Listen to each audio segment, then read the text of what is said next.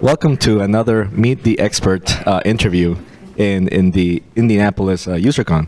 I have the great pleasure to introduce Nate Hudson, who is a fellow CTO Ambassador, works for VMware as well. Nate, go ahead and introduce yourself. Hi, everybody. VMware Senior Solutions Engineer, Core SE out of the Milwaukee, Wisconsin area. Down in Indy with the someone branded the Nate mobile office, or I would call it the VMware mobile office. So came down with a bunch of the folks from the Wisconsin VMUG community in a 34-foot motorhome to participate. Your very nice RV. Yeah. So do you know what we're doing? I don't. Yeah, this is the best part. So we're actually interviewing you. We're getting to know you. So we're going to put all these recordings of getting to know people in the vCommunity, and then we put them on the vBrownBag channel on YouTube. Cool. So it's really getting to know you. And one of the things I'd like to start with is, how did you find out that you wanted to get into IT? And I've heard this story a lot of times, but please don't skimp because they haven't heard it. Yeah, so I think I got the IT itch way back in the day when I was in the Army. I was in the Army, and I was an Army recruiter during Desert Shield, Desert Storm timeframe. Did pretty well, even though we were in the middle of an active war campaign, and was promoted. Ended up working down in our battalion headquarters in the Federal Building in downtown Milwaukee. Was asked to perform the role of like a vehicle fleet manager, so I did a little travel around Wisconsin and Upper Peninsula of Michigan, making sure that the Army recruiters' vehicles were performing optimally and getting vehicles replaced. While I was working there at the time, that was like my real first hands-on keyboard experience using technology as a way of being able to do business. So by pulling up reports and managing inventory in a computerized system. Between that and then also they had a very unique electronic engraving machine in our battalion headquarters. So every month they would give out monthly and quarterly awards, and they were like, we've had this engraving machine here for forever. We need to figure out a way how to make it work so that we're not paying for all these plaques and stuff to be engraved. So I started playing around with it and figured out how to make it work.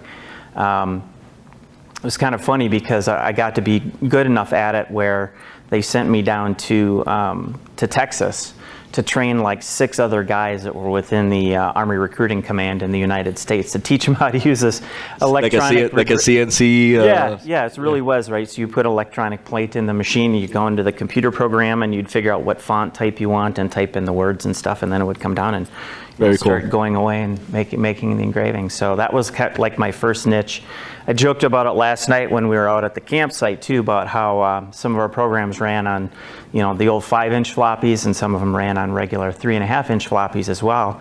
And I remember at the time, not knowing enough about computer technology, I'm like, hey, I'm going to try to use this program at home. And I had one of the original Mac computers. 3.5-inch floppy drive, and put it in there, and it would not work, and I couldn't figure out. I'm like, I got to figure this out. Well, eventually left the Army in 1993. Got a job working for the post office as a letter carrier, and worked. So that foray into IT didn't really pan out into it didn't, a TA job right off the bat. I should have hit myself upside the head at that point and beat a little bit more sense into me. But as I left the Army, one of the career transition things they offered in the Army was looking at different career paths. And as a prior service military veteran, you can go in and take the postal exam, and you have preference as far as hiring priority. Okay. And so I looked at that as a way of being able to at least get back into kind of like the normal human marketplace for working. Coming from a military background, and worked as a letter carrier for like 5 years. But as anybody knows, right, there's a reason they use that phrase going, postal. I had some very bad experiences in the post office. Had a death in my family. My grandmother passed away. I'd request time off to go out to North Dakota for her funeral, and my vacation request was denied. I went anyway, Yeah. That and I found made you reevaluate your Yeah, your I career. found a creative way of being able to get, excused to go out there and use sick leave instead of vacation time. As a union steward in my office, I had my doctor creatively word a doctor's excuse for the time that I was off for that entire week. But while I was out there, I did that was I would call it my soul searching time. Like I'm out here for a death in the family, and I really, here I am in my late 20s, and I really need to figure out what I want to do when I grow up. Yeah. So talked to my wife at the time, and she agreed to go back to work full time. She was already working for 5 years or so as a registered nurse, so she went back to work full time. Did you have kids by then? I had 2 kids at the time. And I decided to go back to school. So I left the post office, put in my notice just before Christmas, the busiest time of the season, kind of as a, screw you guys for messing with my job.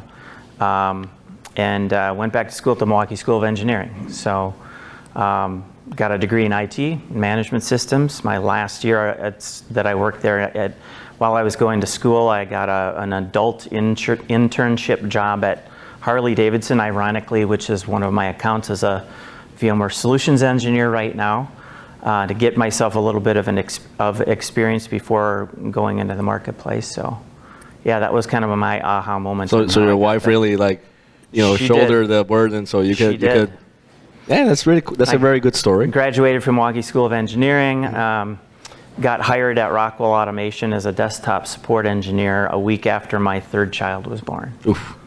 So, yeah, it was a lot of fun. And then from Rockwell, I remember you had told me you had done some VAR, little VAR. Yeah, so I think everybody's probably had someone that came knocking at the door and said, hey, you're really good at this technology. Why don't you come and work with me, and I can show you how to make real money. And I was tempted with that. I was doing Altiris-related technology work with notification server and deployment server work at Rockwell on a global deployment team. So I left Rockwell after like 5 years. And went out and did some consulting work. And about 3 months after I started the new job, the mentor that I had in Minneapolis passed away from cancer. And the owner of the company basically mandated that I needed to travel to Minneapolis to take over his accounts and the work that was going on in the Minneapolis-St. Paul area. So I was spending some extended period of time traveling, even though it was only Minneapolis, 45-minute plane ride from Milwaukee. I wasn't coming home on the weekends, and so I had 3 young kids at home. I wasn't able to get home often enough, and I was like, all right, this is driving me crazy. The owner of the company made a trip to Milwaukee and basically wanted to come up with a different business strategy to drive business in southeastern Wisconsin and northern Illinois. And while he was there, fired the sales guy that they had hired to drive the business in southeastern Wisconsin and northern Illinois, and then turned to us and said, "Hey, how are you and your mentor that your mentee that you're mentoring on this technology? How are you guys going to drive business?" So he's basically telling us, "You're sales guys now. You need to be sales guys and figure out how to drive business here." Well, the sales guy I was working with got a job working for a company down in Buffalo Grove, Illinois, called Arlington Computer Products, satellite office in Franklin, Wisconsin, which is a kind of a south suburb of Milwaukee. Came knocking on my door about 3 months later and said, "Hey, I just started an Altiris practice. You want to come and work for us?" Of course, I said yes, because then I didn't have to travel. Yeah. Didn't have to travel to Minneapolis, St. Paul. The work that I was doing with both of those VARs at the time, I did some desktop consulting work at a company called West Bend Mutual Insurance. They wanted to hire me when I worked for the company in Minneapolis. I said I couldn't because we had a non-compete clause in place. So after I moved to the other company in Buffalo Grove after about a year, West Bend Mutual reached back out to me and said, "Hey, you did such great work, and now that you don't work for that company in Minneapolis, do you have a non-compete? How would you like to come back? How would you like to come and work for us?" So I ended up working at West Bend Mutual, kind of standing up a hardware independent imaging process for all their desktops and laptops, building out a notification server environment, sort of what I did when I was at Rockwell. You are the specialist in Altiris. This is like several generations of the project. Yeah. I mean, Altiris is now owned by Symantec. It's still a pretty good, rock solid product for doing bare metal provisioning. But I think there's been a lot of changes in the IT industry that have kind of shifted away from the way people do, provisioning of infrastructure now. So was West Bend when you finally got to play more with VMware? Yeah. So after I worked at West Bend Mutual for about 5 years. The first couple of years I did Altiris work, and they're like, "Hey, we've been trying to get this VMware thing going in the lab. Would you like to, take a crack at it?" So, I took over the lead on the VMware related work in the lab, figured out how to make it work. It was right around the same time that we had a big data center refresh that was going on, and the company was trying to make a decision on whether they wanted to buy 300, new physical servers to replace the existing, or treat it as a server consolidation project. And they opted to do that, so we ended up. So what are these? The 4 or 5 days? 4 or 5. No. 4.0, 4.1, 5.0 days for the VMware. Yeah. Well, actually 3. Oh, so we installed vSphere 3.5 in production to do server consolidation, and went through about 350 VMware converter sessions to migrate all those onto big C-class HP blade enclosure infrastructure running on an old IBM DS4800 SAN that we buried quite soon, and we added 2 more and buried those. So after a period of time, we realized that this was growing faster than we could keep up with, and ended up doing a storage refresh in the background. Did you have the syndrome where people are saying, "Oh, it's a VM, so it's free, just give me more"? Exactly. So we definitely had server sprawl that was happening, virtual server sprawl in the environment, because it was so easy to request a new VM. We ended up replacing all 3 of the DS4800 SANs with NetApp storage with complete replication to a DR location. Added some site recovery manager. These are like really big infrastructures for those days. Yeah. And then just before I left West Bend, we started down a VDI project.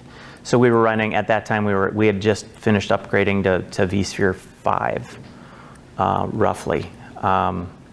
No, actually, we were upgraded to vSphere 4. vSphere 5 was on the horizon coming up, and we just finished upgrading from a major version to another version, including complete replacement of our back end. So before we go to the, you said you were left West Bend. So one thing that you have mentioned consistently is the work conditions were not favorable, either because we were away from home, because the times were not fine, the management was out to, not perfect, right?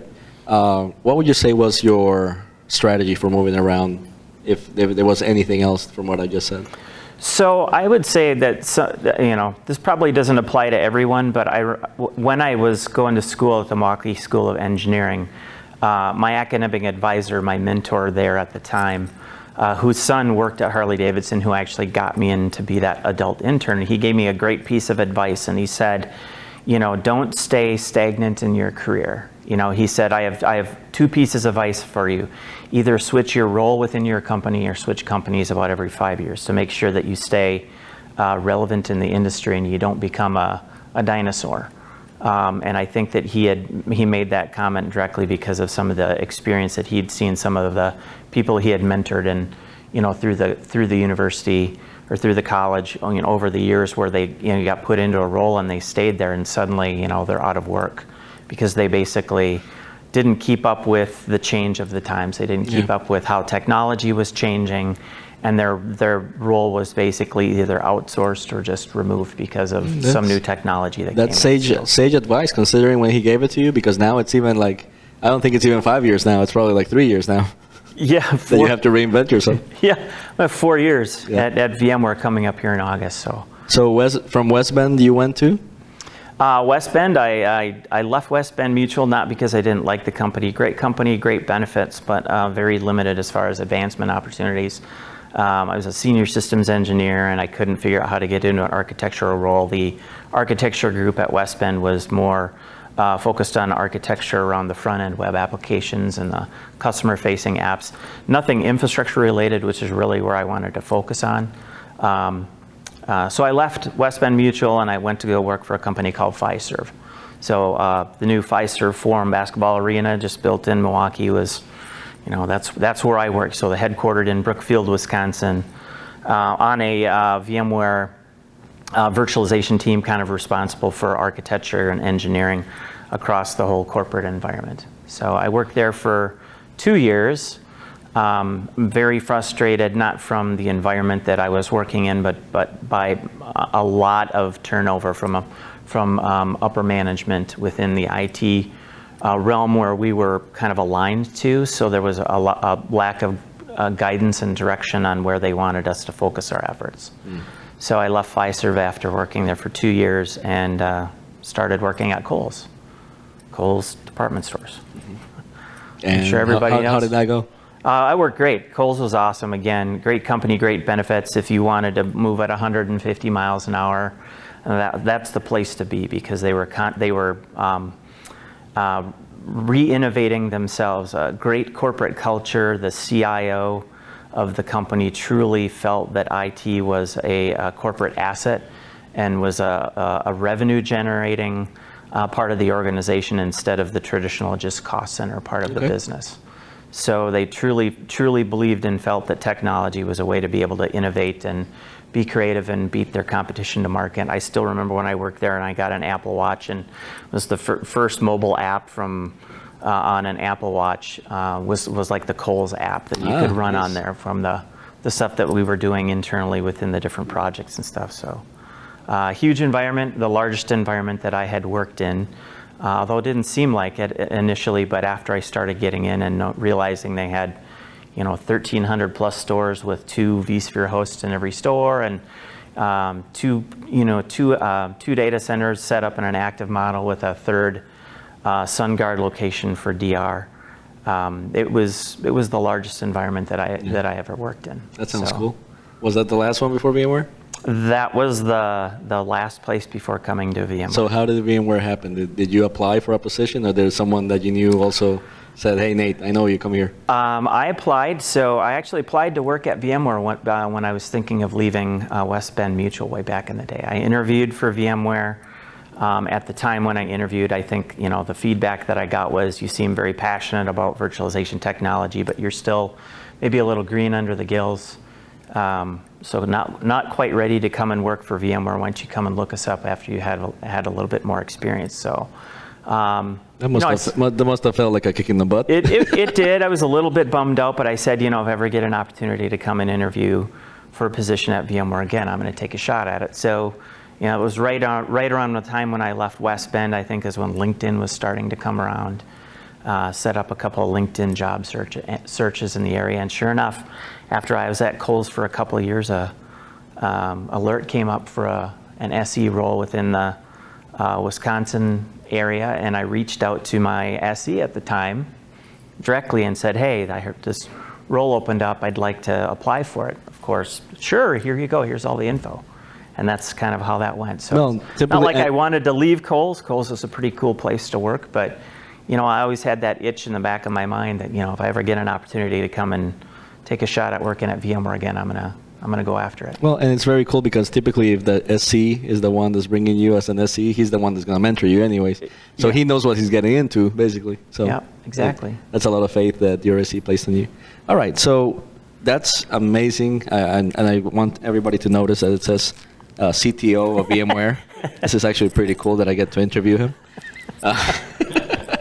So to say CTO Ambassador, but somehow it got sure, it got cut off. Yeah, just like Tim having a CEO on his badge last week. So. So tell me about your career at VMware. What have you thought? Because honestly, for me, it was the first year I didn't know if I was doing a good job until after the first year that I started seeing trends again. I tell you, you come to work at VMware, even people that that work at VMware, they always use this, it's like, drinking from a fire hose when you come to work here. And I was like, that doesn't work.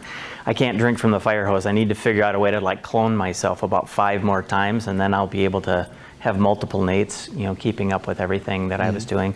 I'll be honest, I was a little bit frustrated, first couple of years that I worked at VMware, because I had some challenges working within VMware where there were rotating me between different territories and different accounts.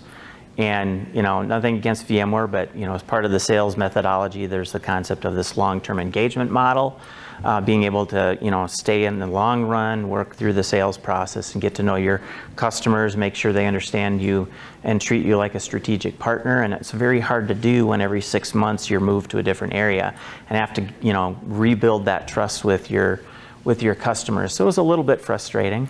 I think that after some personal reflection, after I was here for almost like 3 years, I've blogged about this. I think I shared with with you this before, about when I had a very heartfelt conversation with my wife, and she finally had me go and actually get some help.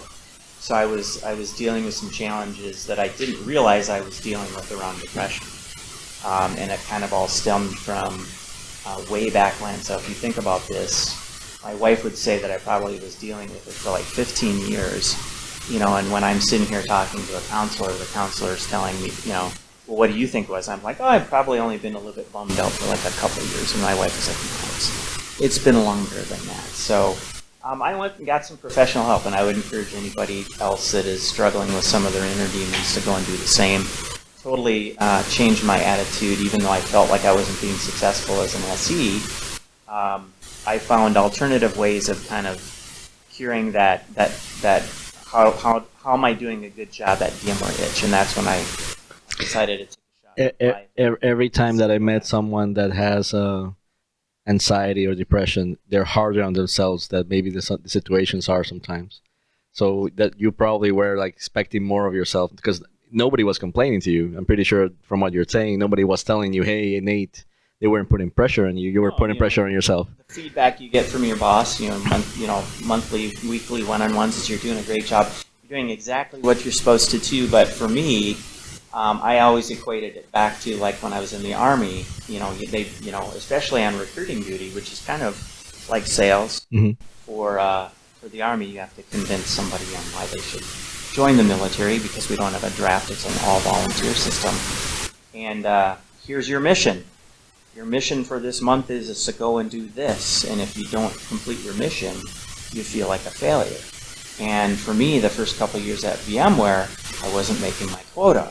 So I felt like I wasn't doing the right things, even though all of my senior managers had told me, you're doing the right thing. You're following the right path. You're doing everything you need to do to be able to help your customers. Yeah, I mean, they were moving you around, so they probably understood, yeah. So, it wasn't until I kind of went back and got some help and figured out how to... You started talking about it, yeah. Yeah, figure out how to deal with those inner demons in a better way, where my attitude completely changed, and I actually got reinvigorated again about working at VMware. But I went through a little bit of a tough time there for a while. So. You mentioned that was when you decided to apply for the CTO Ambassador program.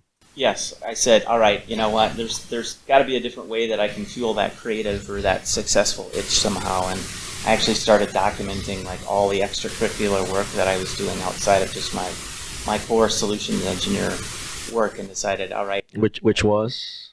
What was that work? Oh, but you want to talk about CTO Ambassador related stuff? Sure. Like, what did you put in your application? And because I know you're a big community guy, but you haven't talked about it yet. Blogging. If it wasn't for the Wisconsin VMUG community, this is sort of like my way of giving back, which is why I brought these guys with me. Have they tried the bomb yet? Yes. Yes. Okay. Good. Okay. Sorry. We'll talk about that. The bomb. Hot sauce everywhere. Blogging, newsletters, community activities and events. Constantly reaching out to product managers to bring them into the area. You have to talk about the crown jewel that happened this year. Yeah, this is something. So that was over a year ago when I was out in Palo Alto, and my fellow VMUG guys were like, it'd be really cool during this next UserCon if we could figure out like a really good guest keynote speaker. And where's Tony? Yeah, Tony's sitting over here right now. Tony mentioned on one of our calls that it would be cool if we could get Pat to come out here. And this is like a year ago we were thinking about this. So I happened to be out in Palo Alto doing some cloud training for our mandatory enablement, and I was like, wow, I'm like spitting distance from Pat's office.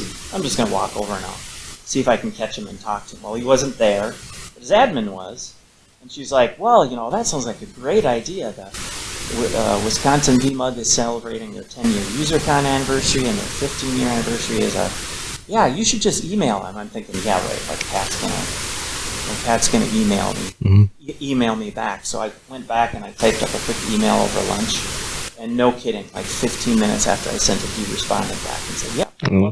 And that probably turned in the machine that, to make sure that Pat got, because I know that when he travels or something like that, he also wants to have customer meetings and all those things. So, so you had to navigate all that. His direct response back was, I would love to do that, but I can't commit to coming to the VMUG UserCon by itself. But if you can fill my calendar that week with other things, I'll be more than happy to do it. Yeah. And I reached out to our internal marketing group, wind of it, and pretty soon Pat's calendar was booked for that entire week, and that was kind of like very cool. Confirmed Pat's coming. I know the VMUG guys were super proud of that, and everybody was like, oh my god, this is the first time that I think we've seen Pat headlining a UserCon, so that was pretty amazing in itself. Yeah, so and again, I told these guys from the Wisconsin VMUG community that I've been friends with for years, like this is kind of like my way of giving back. Yeah. You guys helped me when I first started using this VMware stuff. Way back when I was working at West Bend Mutual, if it wasn't for the community, I wouldn't have been able to learn what I needed to learn to do my job to be successful and move the ball forward. Awesome. Well, we do have to stop. We have a session that's going to start in about 2 minutes, but I don't want to leave without you telling us a little bit about your family, a little bit about your hobbies, and a shout out to whoever you want to send out a shout out to. Sure. Well, let's see. Married to my lovely Lisa, my lovely wife Lisa. Just got some good news today. She accepted a new position at St. Joe's Hospital in Milwaukee. 28 years. I have a 26-year-old daughter who's getting married the day before VMWorld starts this summer. I have my oldest boy Ryan is working at West Bend Mutual Insurance. Ah, no kidding. Graduated with a degree from UW Oshkosh, and he's currently going to school online at UW Penn State for his degree in data analytics because he wants to be the next Moneyball guy for the Brewers. There you go. And my youngest boy Kyle is heading off to UW Milwaukee on Tuesday during VMWorld. Oh, Jesus Christ! You have a full schedule over here. So I will not be attending VMWorld. Yeah, gotta take care of the family. But as you know, I've said it before, family comes first. So I have a 15-year-old Shih Tzu named Fiona at home, and a 9-year-old cat Riley is about 30 pounds.